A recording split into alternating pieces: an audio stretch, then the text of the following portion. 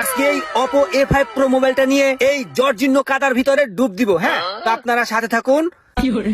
এইটা হচ্ছে আমার নতুন একটা মোবাইল, যে মোবাইলটা নিয়ে এখন আমি এই কাদার মধ্যে গোসল করবো এই মোবাইলটা নিয়ে। আর এই ভিডিওটা আপনারা ভাইরাল করে দিবেন। তাহলে আমি ডুব দিলাম। হ্যাঁ, ডুব দিলাম।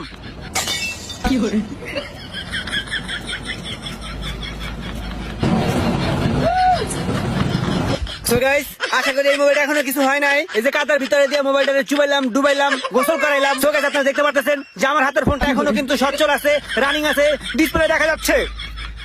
আমি একটু আপনাদেরকে আবারও দেখাতে চাই, পানি দিয়ে গোসল করে পরিষ্কার করে আপনাদেরকে দেখাতে চাই যে এই ফোনটা এখনো সচল, এই ফোনটা এখনো কিছু হয় নাই।